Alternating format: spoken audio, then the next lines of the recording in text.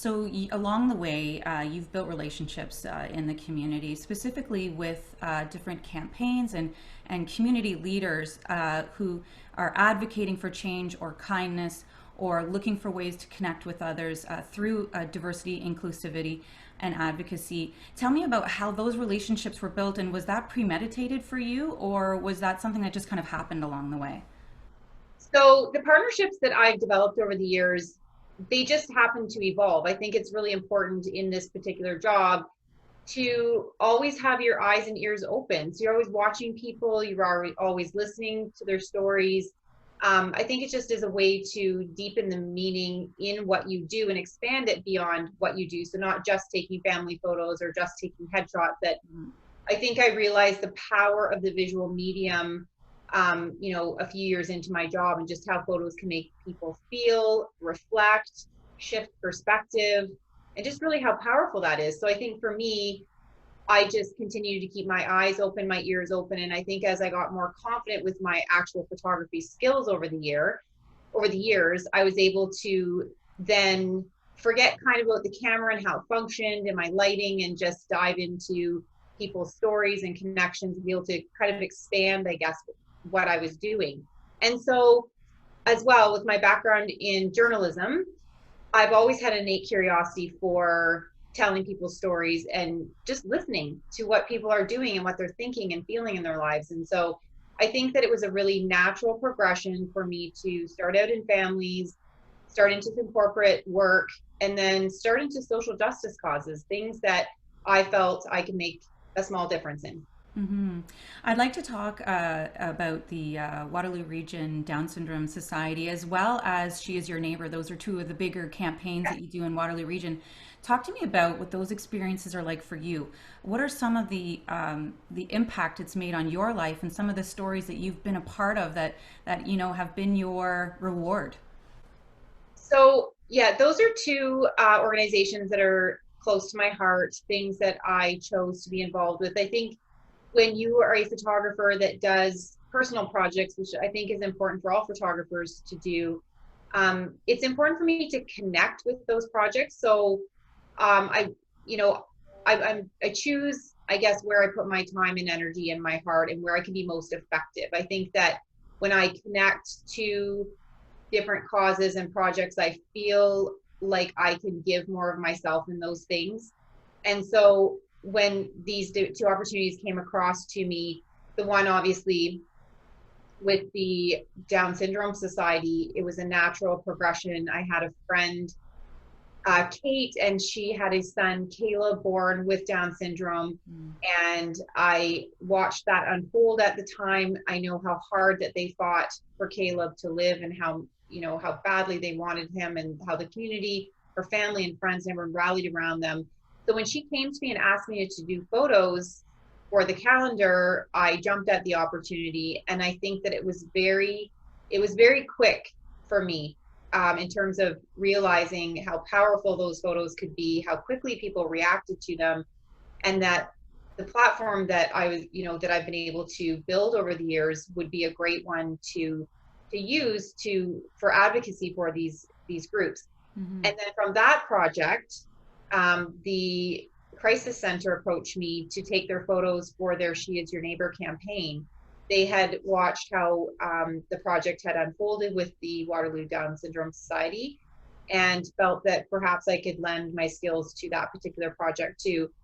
Because to me, it's not just taking the photo, there's just a lot more to it. And it's important to me when I do these projects that it's not just lending my skills in terms of lighting or being able to create the photo, that I can also lend my heart into the project, and I can also lend my own experiences and my own community to help get important messages out there. hmm People like yourself who often, run a business or have a day job, and then also, in their extracurricular hours are always looking for ways to help and to pay it forward in the community, can experience some form of burnout because there's no, me time or Right. yeah, taking care of time to take care of yourself in between all of what you're doing. Have you ever experienced that? And if not, how do you avoid it? That's a that's a good question. I think there's really only one answer. I do burn out. I think that it's not just a product of my job and what I extend myself to in my family and friends. I just feel like in some ways it's a little bit of a product of the culture and the time that we live in right now, that Mm. it is difficult to turn things off. It is difficult to slow things down. And everyone is always using that, it's just about balance. It's just about balance. But the reality is it's very difficult to find that balance. And I think Mm. depending on your personality too, I do struggle to turn things off. I do struggle to not continue to work and that kind of thing. And I think it also comes from just, I get a ton of value and a lot of personal satisfaction out of it. And so sometimes it's hard to turn the tap off those good feelings from what you do. So yeah, do I burn out? For sure I do, especially in the fall. I just can feel myself falling off exercising and not sleeping as much. And I do listen to myself more than I used to in the past in terms of, okay, I know a break is coming soon. I really truly have to take that break. But I think like anyone running a business these days, and just the way that our society is in terms of, getting back to people on emails and, giving of your time, that there is just a little more pressure on everyone to be quicker and to be um, productive and all this kind of thing. So I do definitely feel burnout numerous times of the year. It's never anything I can't generally handle and get a grip on a few days of just taking a bit of a break, but I'm definitely well aware that it is something I struggle to manage for sure.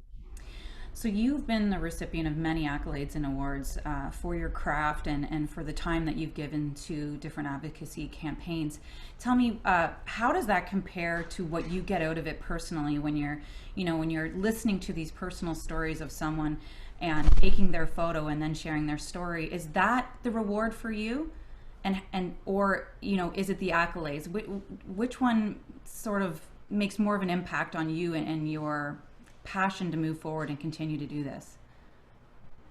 For me, it is very much the effect that my work has on other people. So, like, truthfully, if I could remove myself from the process and allow it to happen without me having any sort of attention to it, I would.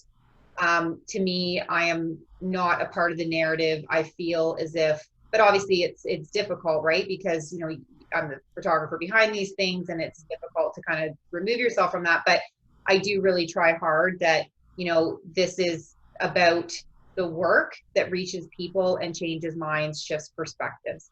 Mm. And so, sure, of course, you're proud of the accolades and you're proud of it, but more than anything, what I'm most proud of is the power of the visual medium and how we haven't lost that those accolades recognized how powerful the medium image is and how much it moved people and shifted perspectives.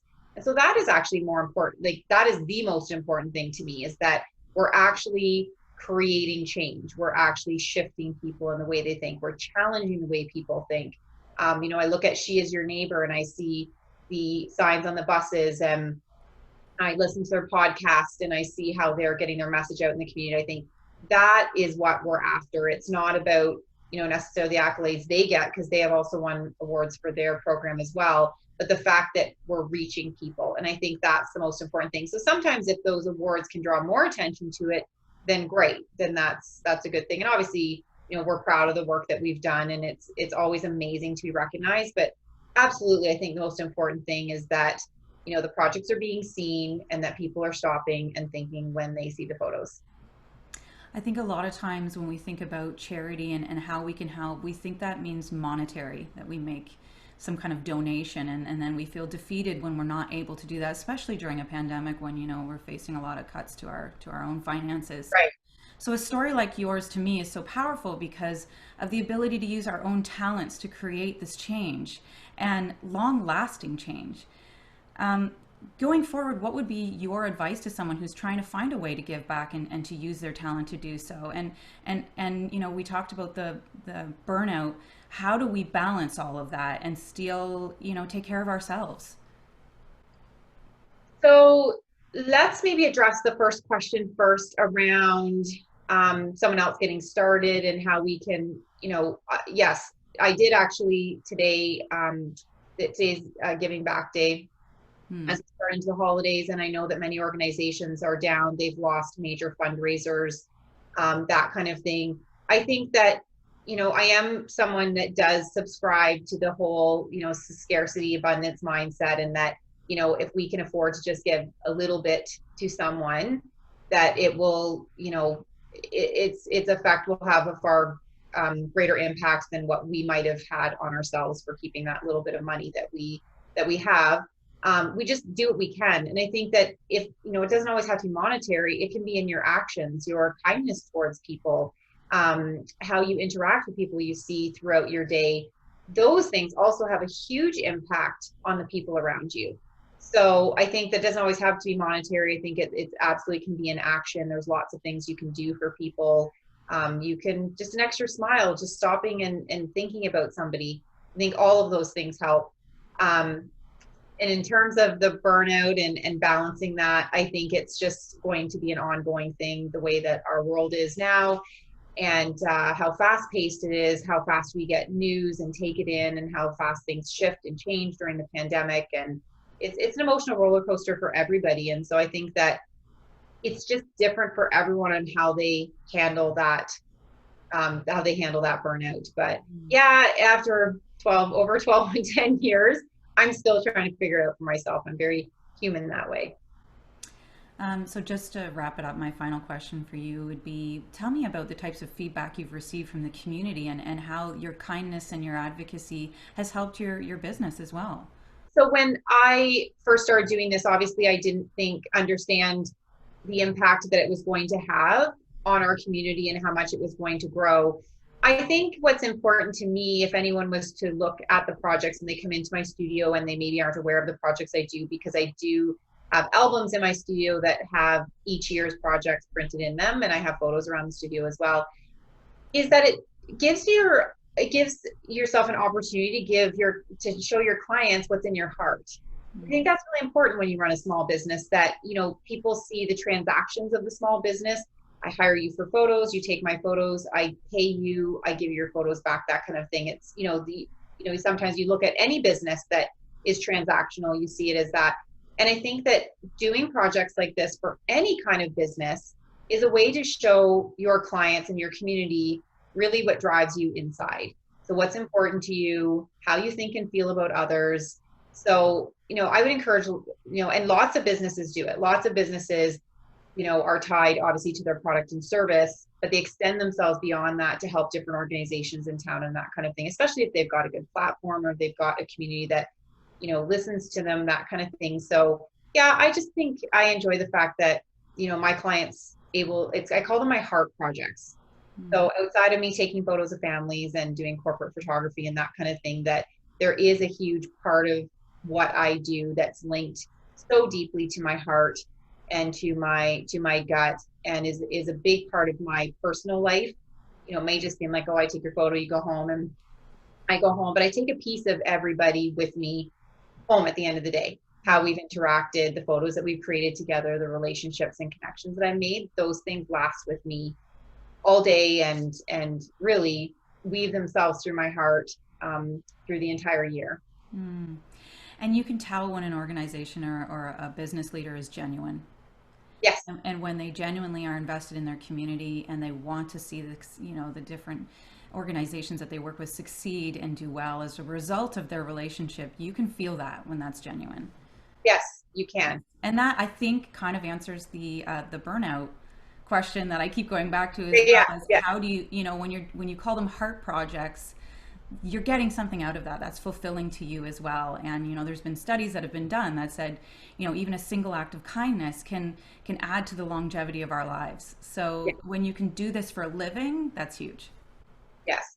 And you know what, you're so right about that piece, that although the burnout comes and you feel the burnout, there is a part of that burnout that actually feels good, because you were doing something that felt good when you burned out. So it wasn't like, you're giving of yourself and you're not getting, kind of any sort of satisfaction or anything in return.